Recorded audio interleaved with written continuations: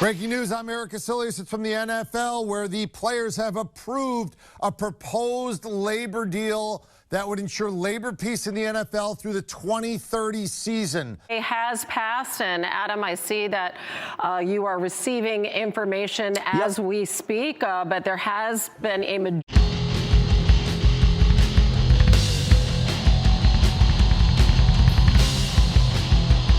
Hey, thanks for watching Numbskull News, and today I'm talking about part of the new CBA that I'm really excited about, which is the new playoff format. Unfortunately, not everybody likes it. Shannon Sharpe seems to have a problem with it, and we're going to dive into that. And I don't even really understand why the owners voted, because you knew they were going to basically approve this unanimously. All right, well, let's start off with how the new playoff format came about. Of course, it's in the new CBA, but the owners still have to take votes on what to install and when. It's a democracy. I mean, why would the owners vote? Well, because there's 32 of them. Every owner has a say. All right, it's not Jerry Jones that's like lording over everybody. Every owner has a vote. The thing that made the NFL playoffs so unique and so elite is that 50% of your teams did not make the playoffs, like they do in basketball, like they do in hockey. Skip, the thing that makes something sacred is the scarcity of it. Okay, well, the NFL still has the least amount of playoff teams outside of Major League Baseball, of course. In the NBA, you got 16 teams that make the playoffs. In the NFL, you have 14. Now, in the NBA, you only have 30 teams compared to the NFL's 32. So as far as percentage of teams, still not that much. You're talking about adding one team in the NFC, one team in the AFC into the playoff picture. And you offset that by getting rid of one of the buys. So there's only one team that gets, only the top seed gets a bye. I don't know. I don't know where the scarcity of whatever comes from. If you notice, we're dealing with this COVID-19. If you notice, people are buying up toilet paper and paper towels. Why? Because it's scarce. Things that there's abundance of, they're not wiping that up. A couple of things I do have in common with Shannon Sharpe, even though I'm a white redneck and wasn't a great athlete and didn't make a lot of money. Okay, so we don't have those things in common, but but we both butcher the English language, being from the South. So that's the only reason I really wanted to include that clip, other than I don't know what toilet paper and the amount of NFL games has to do with one another. There were only 6 on one conference, 6 on the other. Basically, you had to play your way in. Well, you still have to play your way in. Now there's extra. Now I understand why you like it, because it increases the opportunity of your Cowboys making the playoffs. How hard is it to remember the Cowboys? That's the number one team you talk about. It'll increase the chances of the Cowboys getting in. You know, Tony Romo probably would have got in a couple more times. However, this year it would have been the Rams, not the Cowboys, that got in. But Skip, you know, when there's only 6 spots that are available and there are 16 teams per conference, every game matters. Okay, every game still matters. Single game is more important than any single Major League Baseball game or NBA game or an NHL game. Skip, teams didn't play well. Now there's only one bye week, so we got to play extra hard. Skip, teams were playing hard because they wanted those buys. The first and second seed, they wanted those buys. Yeah, and now everyone's going to be scrambling trying to get that one bye week. So this is one of the reasons I love just having one bye week. The entire of the history of the entire Super Bowl era, 73% of the Super Bowl champions were 1 or 2 seeds. What this is about, and why I love this, is that the NFL put parity in the regular season. Now, the media gave them hell for it, right? That's why you got the salary cap. That's why free agency and the draft work like they do, for parity. Because if it was all about who had the most money, well, then the Cowboys would be in the Super Bowl most years. But that's not what it's about. It doesn't matter how much money you have or what market you have or any of that crap. It's about parity. And for all these years, really, the playoffs didn't have parity. Now they will. or at least get closer to it. That's what I like, because it's more fair for all the fans. And I'm a Dallas Cowboy fan. All right. Part of me really wants them to get rid of the salary cap. You know, everyone wanting to talk shit about Jerry Jones. Give him unlimited funds, which is what he has, and he will destroy this league. However, I like the NFL. I like it just as much as the Cowboys. So I like parity. I like people in the front office having to work extra hard, figuring out how to make a championship with a limited amount of funds. Skip, I love American-made cars, but they mass produce them. That's why they don't cost as much as a Ferrari. Now, the Ford GT, the 40, it cost as much as a Ferrari. Why? Because they didn't mass produce it, because there wasn't an abundance of them. Anything there's an abundance of, Skip, who wants that, Skip? Who wants that? I don't know. The F-150 is the biggest selling truck ever. And it seems like a lot of people want that. Toyotas, they sell more cars than anybody. Why? Because they'll run forever. And they don't cost a ton. They'll cost more than your Kia. Good luck with a Kia after 5 years. He's trying to make the point like everyone is getting into the playoffs now. You're cheapening the playoffs. You're adding one team. If anything else, you're just making it that much harder for the 2 seed to make it all the way through. In which, fine. That opens the door a little bit wider for Cinderella to take that walk. Eventually, you know what's going to happen, Skip. It's 7 now.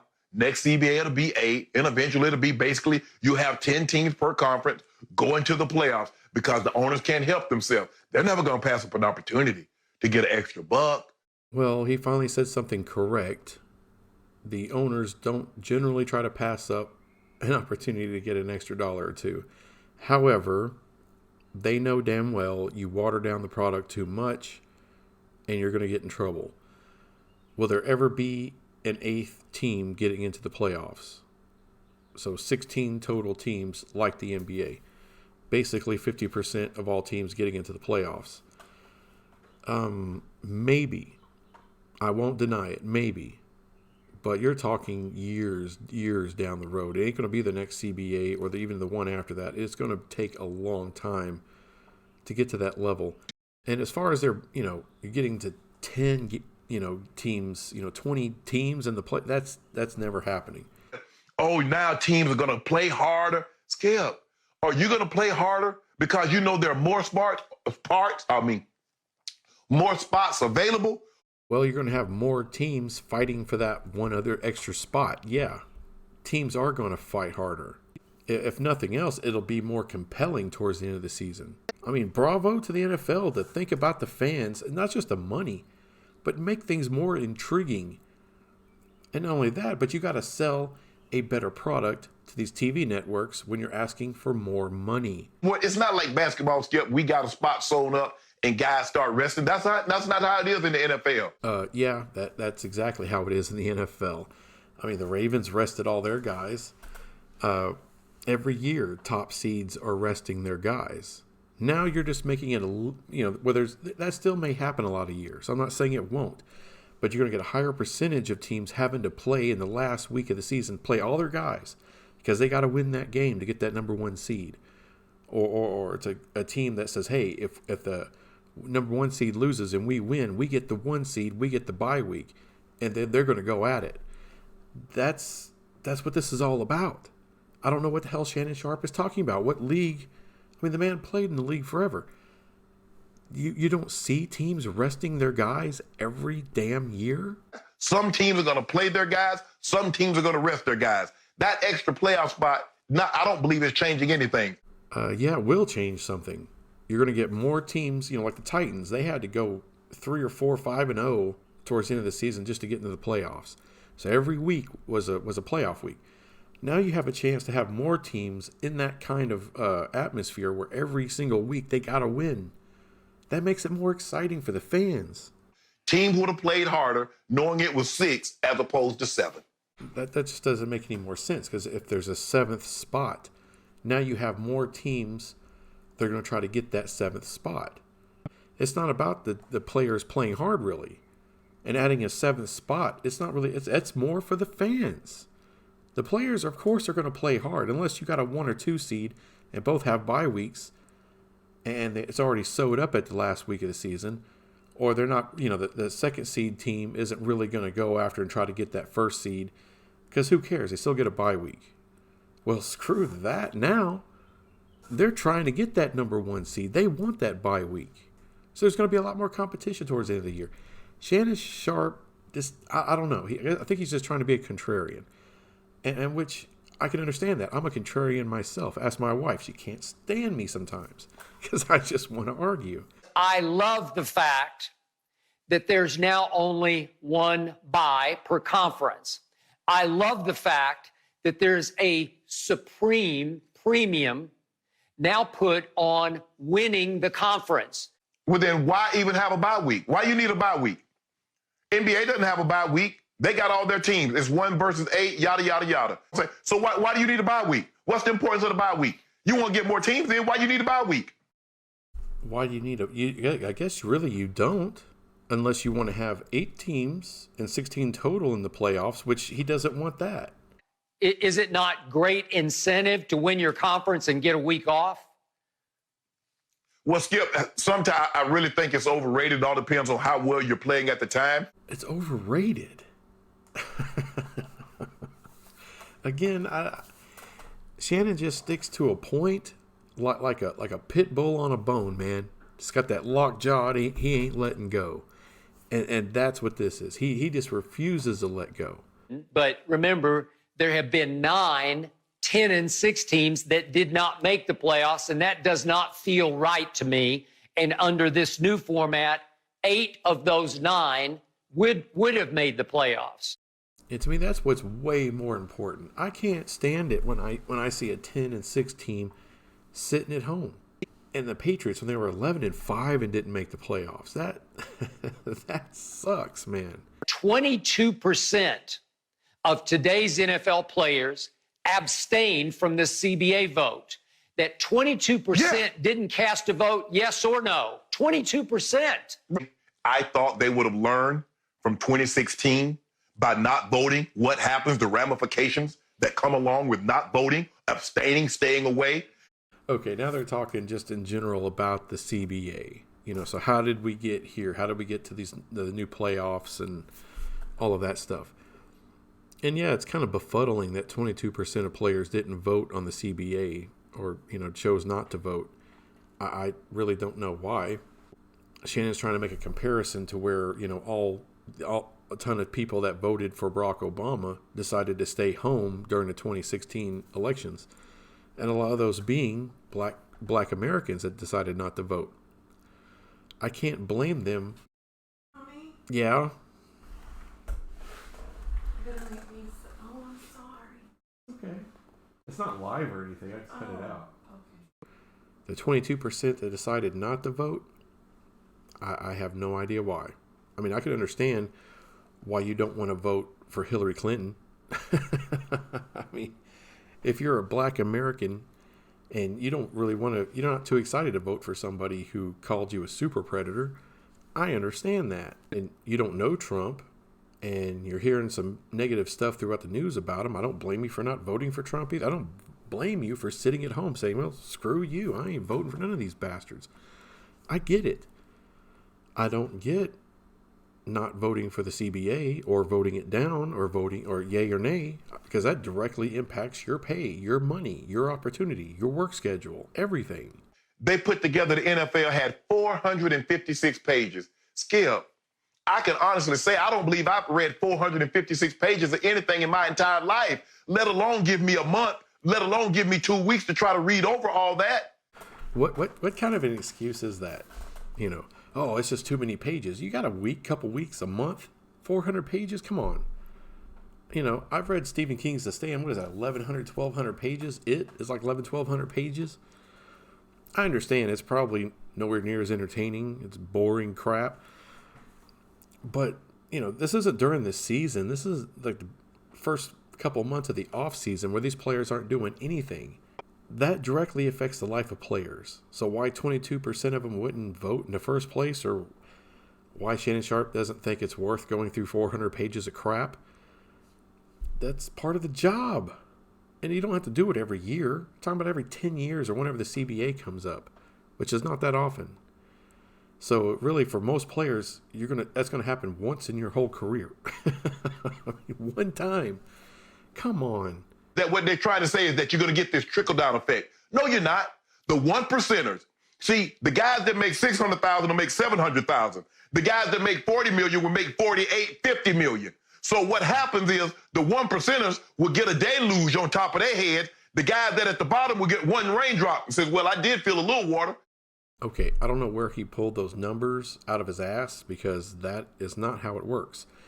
I mean, it's a huge, vastly different amount of pay that the guys at the lower end of the spectrum, which is most NFL players, it's not the 1%ers. Like, practice squad guys going from $3,500 a week to $10,000 a week. That's massive. And that's not the only thing that changes. You're talking about the way it is now, or the old CBA, players got paid for about 5 months out of the year. So during the season, that's when they got paid. The rest of the year, no more paychecks. And now you're going to go through, I believe, 8 to 9 months of getting paychecks every month. So it makes it more sustainable to be an NFL player. Because especially when you're a young person, in my early 20s, man, I couldn't save money for shit. I mean, I spent money on dumb shit, just irresponsible. And so when you got guys coming from impoverished backgrounds, or hell, even, higher up the scale backgrounds, they're going through their money like crazy. So when you have checks coming for a longer stretch of time, it helps these guys. It really does. So unfortunately, he's pretty much wrong on everything he's saying, other than he just doesn't like it. It just comes across more as being a curmudgeon. Years ago, there was only 12 games in the regular season. Now there's 16. And there's about to be 17. There's a point that you don't want to cross. There's a line that's just, it's too much. You're getting too much football. There's a certain point where Shannon Sharpe would be right, that the scarcity of the product makes the product more valuable. All right. And right now, I mean, you got Major League Baseball that goes on, 8-9 months out of the damn season. Same thing with NBA and NHL. It's just non-stop. And the games aren't near as important. They're just not. You lose a game in November, who gives a damn in the NBA? All right, you lose a game in June, if you're a Major League Baseball team, doesn't matter. You just don't want to lose 10 in a row. And even if you do lose 10 in a row, you can make it up. There's 180 of the damn things. Or whatever it is, 162? Well, I don't, it's way too many.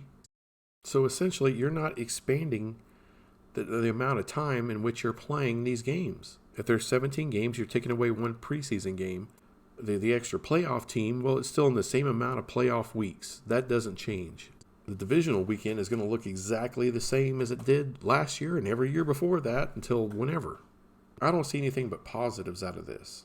And not only that, but it's going to generate a ton of money, and the players are going to get 48.5% of that money, which means everyone's going to get a big fat raise. And that's why ultimately the majority of players voted for it. But all I know is I can't wait for the next NFL season. I mean, now we have no sports. Usually we at least have some NBA. If you're into hockey, you got that. If you're into baseball, that's starting up. But we're down to nothing. You can play some online poker. That's about it. Hopefully that we can destroy this damn virus. Get into some damn NFL. Because now I'm even looking forward to the preseason. Well, that's all I got. And I'll be back with some other crap some other time. Bye.